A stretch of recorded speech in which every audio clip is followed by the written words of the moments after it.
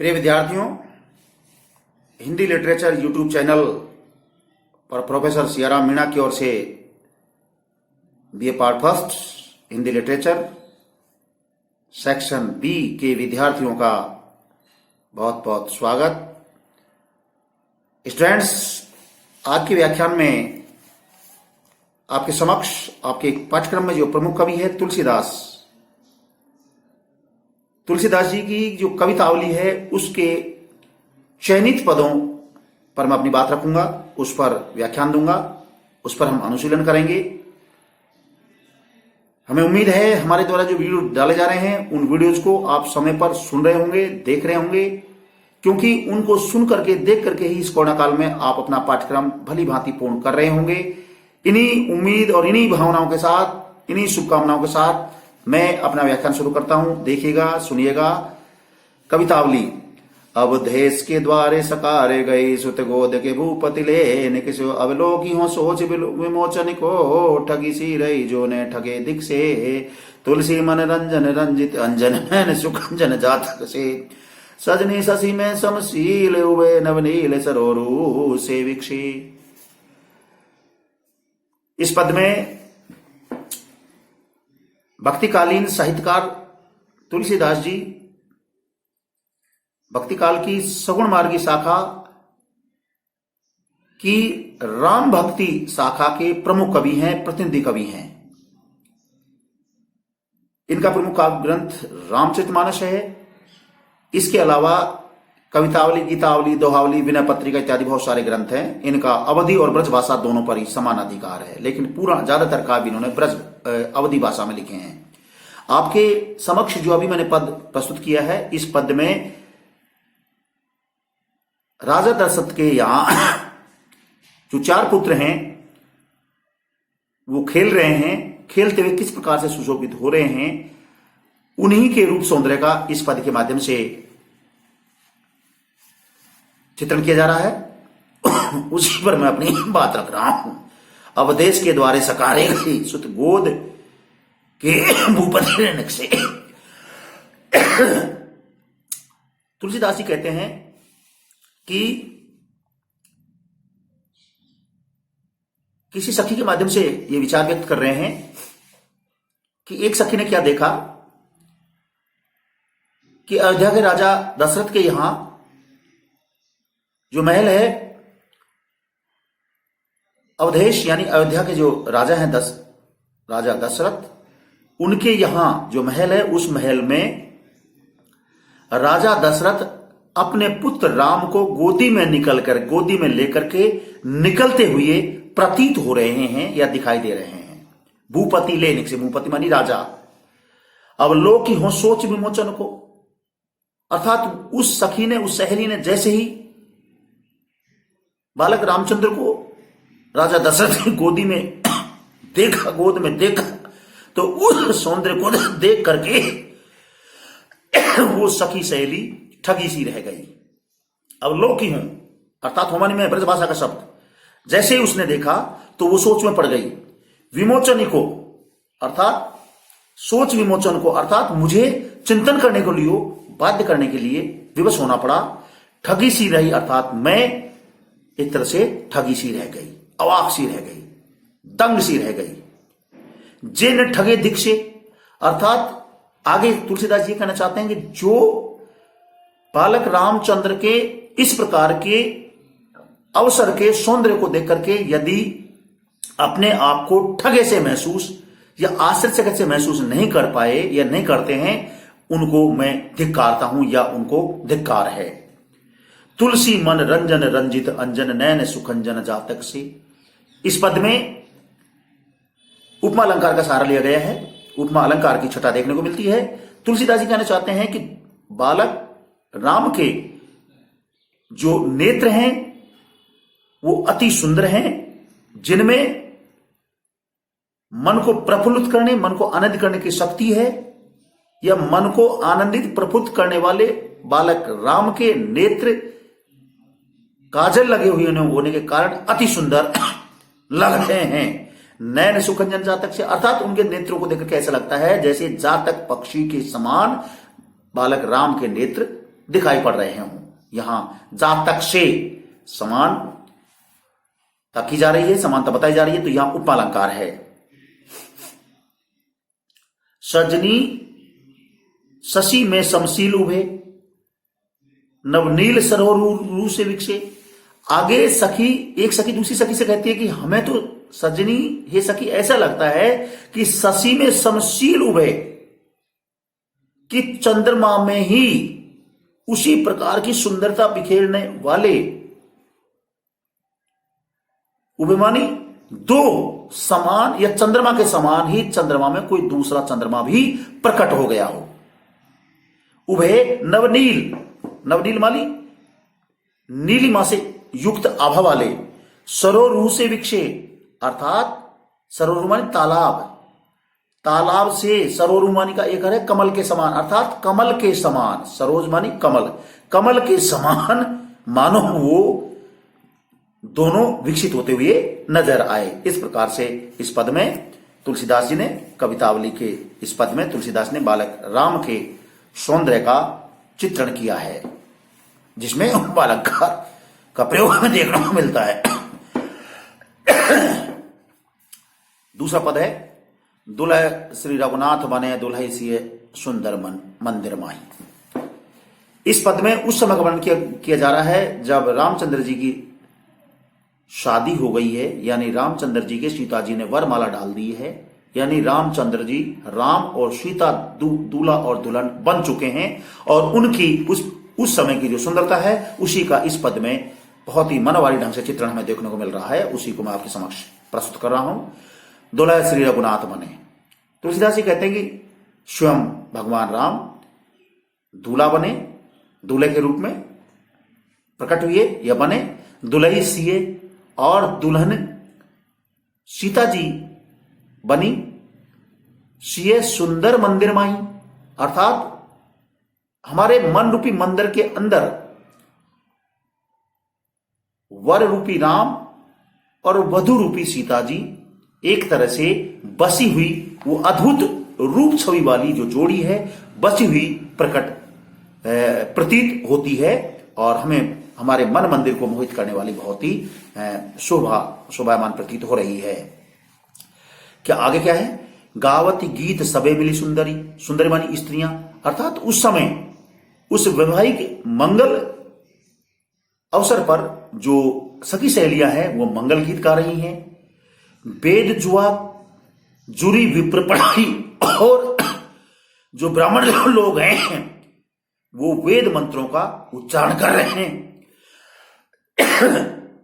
राम को रूप निहारती जानकी, इतना ही नहीं, कंगन के नगकुई परछाई, सीता जी बड़ी चतुर हैं कि अपने कंगन के सोने के कंगन में जो रामचंद्र जी के जो रूप सौंदर्य की छवि परछाई रूप में उस कंगन में दिखाई दे रही है, उस कंगन में ही अपने वर स्वरूप राम की रूप छवि को देख करके मनी मन में प्रसन्न हो रही है। उस रूप छवि को वो निहारती हुई मनी मन में प्रसन्न हो रही है। याते सभे सुधि भूल गई, अर्थात अपने कंगने में अपने वर स्वरूप राम की परछाई को देख करके वो सीता जी मानो अपनी शुद्ध बुद्धि खो बैठी, अपना होशवासी खो बैठी, वो पता नहीं कौन से सुख में डूब गई, अद्भुत सुख में डूब गई। टेक रही पलटारत नाही, अर्थात वहां जहां पर उसने टकटकी लगा रखी थी, टकटकी लगा करके उस रूप सौंदर्य को देख रही थी, वहां से वो अपनी एक पल के लिए भी दृष्टि नहीं हटाती है। देखिएगा सीता जी किस प्रकार से अपने वर स्वरूप राम को निहारती है अपने कंगने के माध्यम से। इसी बात को तुलसीदास जी ने बहुत ही सुंदर ढंग से प्रस्तुत किया है, और इस पद में तुलसीदास जी ने अपने जो सामाजिक शिष्टता है, शालीनता है, मर्यादा है, उसका भी एक तरह से हमारे समक्ष परिचय दिया है। कीर के कागर जो नरप चीर विभूषण उपन अंग निपाई, औद तजी मग बास के रूख जो पंथ के साथ जो लोग लुगाई, संग सुबंधु पुनीत प्रिया मनो धर्म क्रिया धरि देह सुहाई, राजीव लोचन राम चले तजी आपू बाप को राज बटाओ को नाई।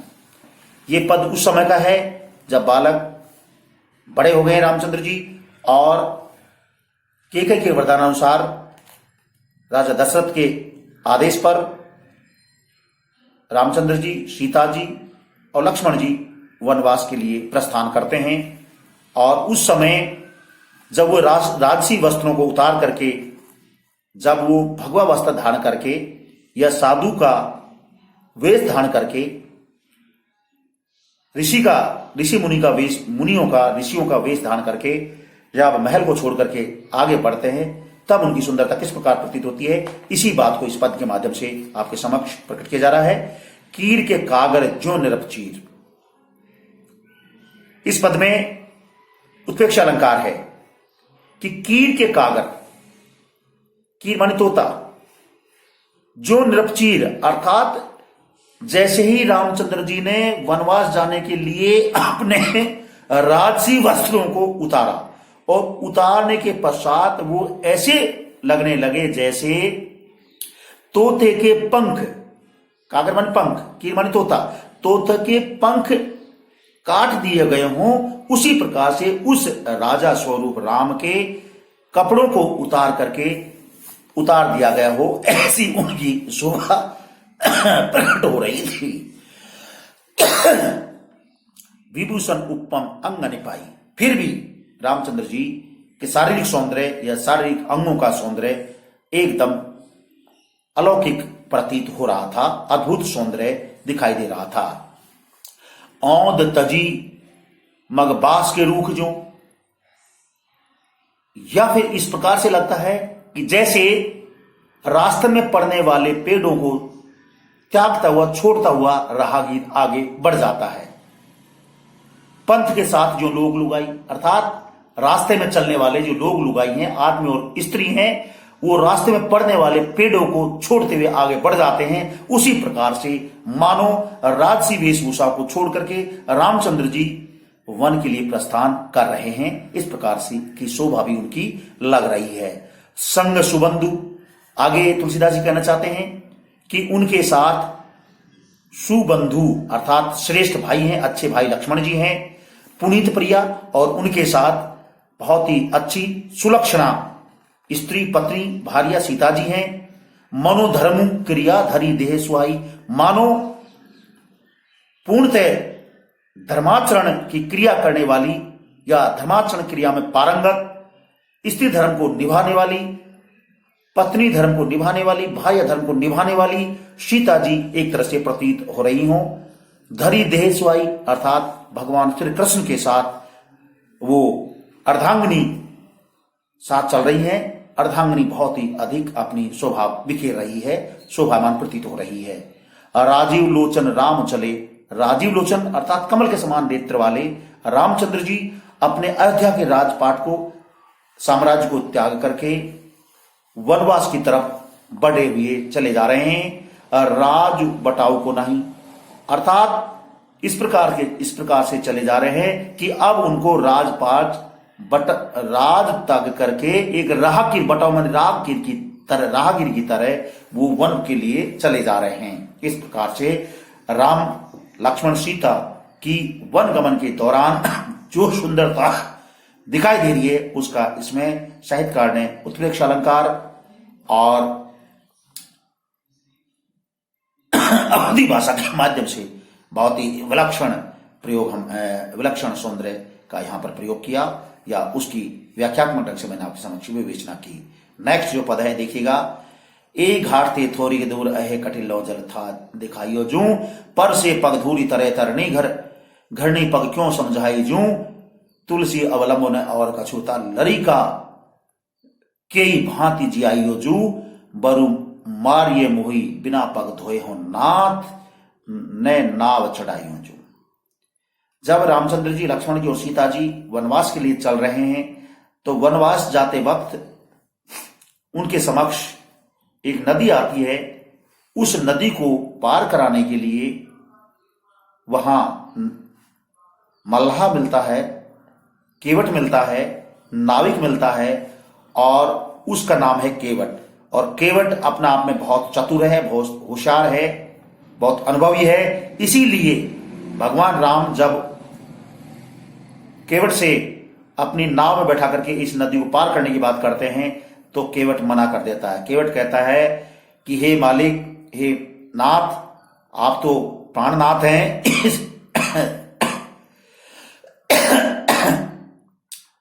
स्वयं प्रभु हैं, अतः आपके पग चरणों में वो अद्भुत कृपा है, वो अद्भुत शक्ति है कि आपके इनका स्पर्श पड़े ही मेरी जो लकड़ी की नाव है ये कहीं बदल न जाए या स्थिर नहीं बन जाए।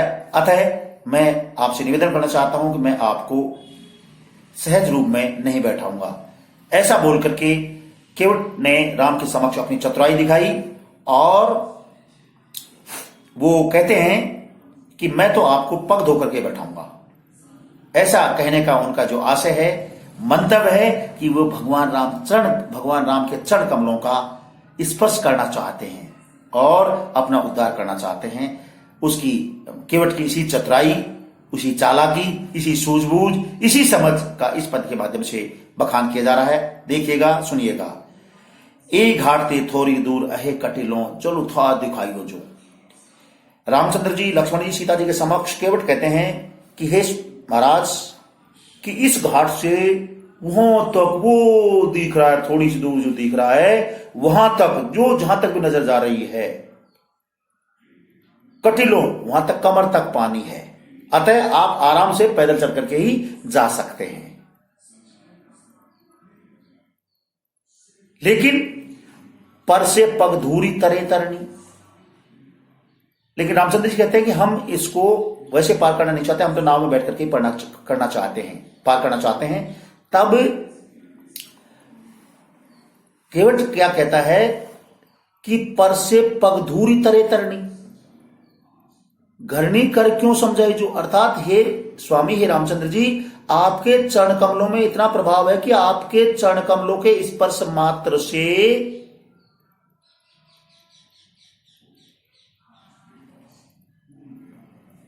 पत्थर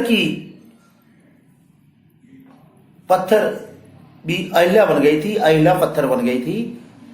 तो ये तो लकड़ी की उससे भी कोमल है, पत्थर से तो ये कोमल है। अतः यदि मेरी नाव स्त्री बन गई तो मैं घर जाकर के अपनी घरणी यानी अपनी पत्नी को कैसे समझाऊंगा, कैसे मैं उसको यकीन दिलाऊंगा। तुलसी अवलंबन और काचू।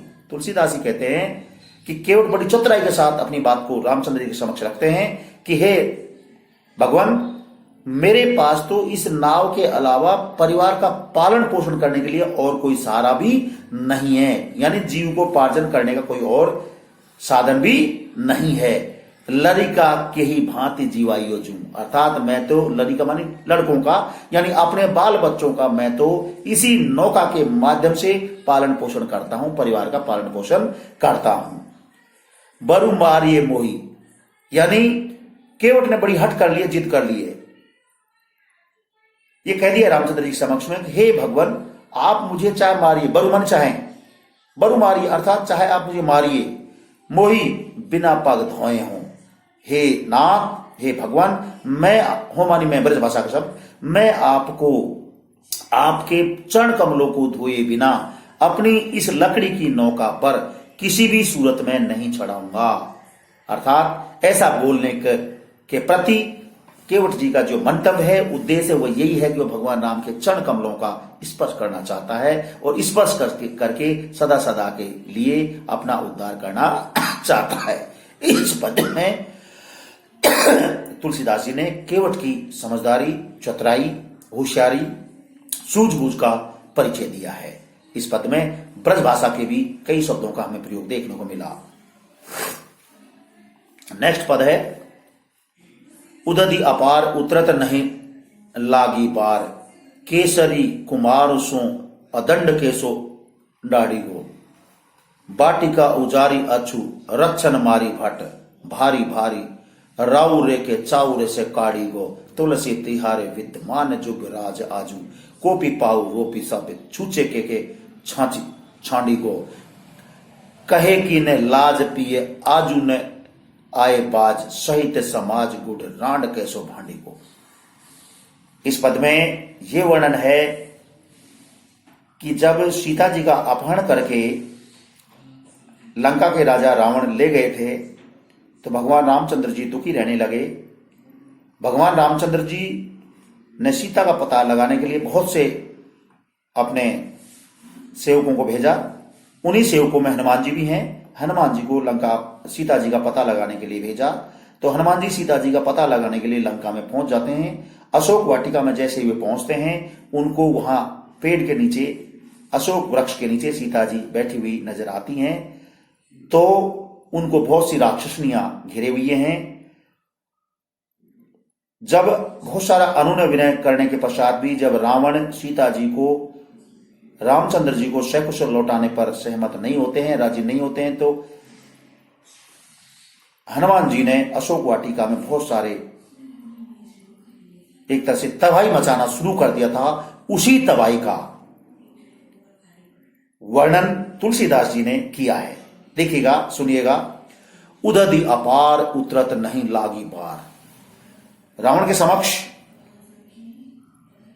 उसके सेवक, उसके अनुचर आकर के कहते हैं कि हे महाराज, लंका में एक ऐसा वानर आया है कि उस वानर को समुद्र को, अथाह समुद्र को पार करने में, पार करके लंका तक आने में 1 मिनट भी नहीं लगी, थोड़ी सी देर भी नहीं लगी।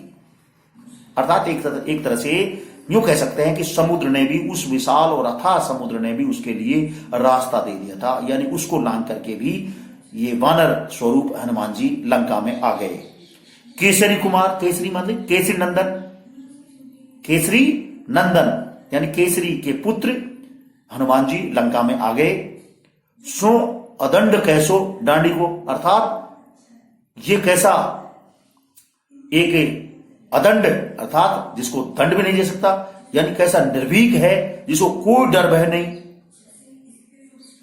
कैसो डांडी को, अर्थात इसको डांटने डपटने का किसी का भी कोई डर भय नहीं है।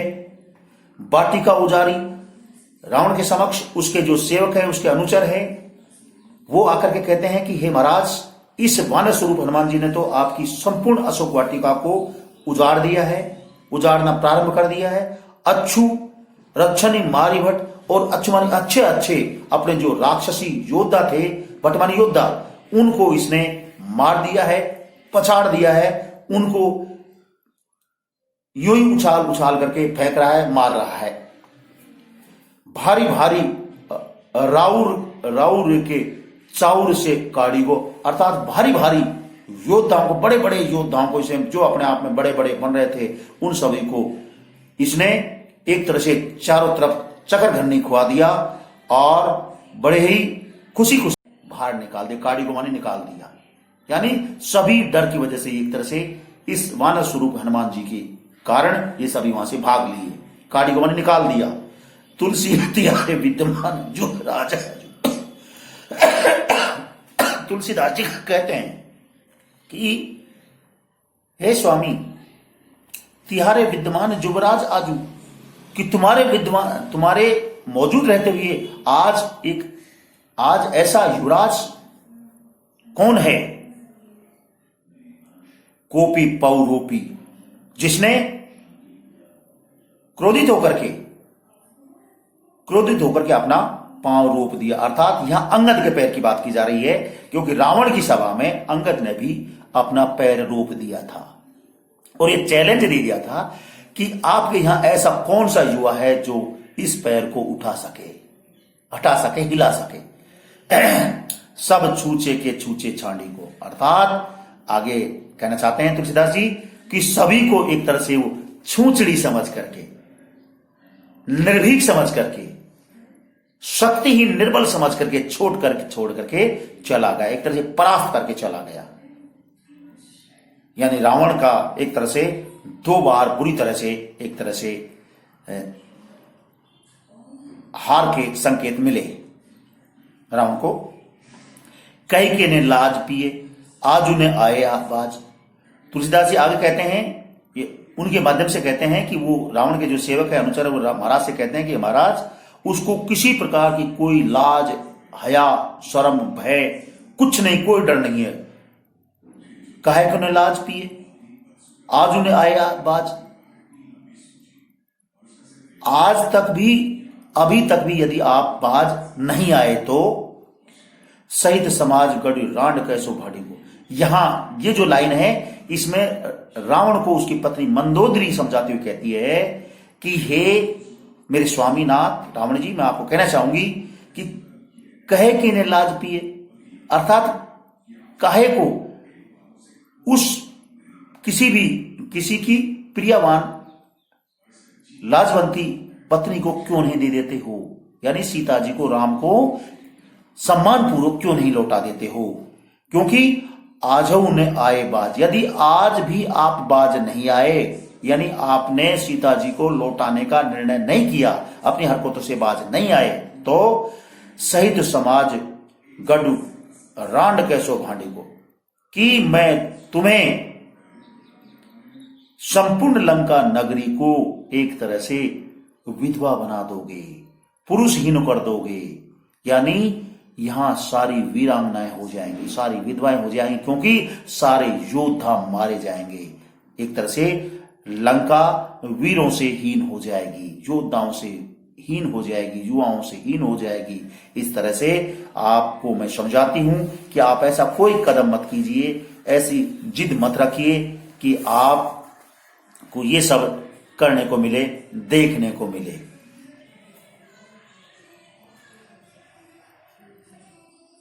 नेक्स्ट जो पद है, इसको मैं आपको अगले व्याख्यान में बताऊंगा। तब तक आज के व्याख्यान में बस इतना ही। इस व्याख्यान के पश्चात प्रोफेसर एस आर मीणा को दीजिए इजाजत। आप सभी को बहुत बहुत धन्यवाद।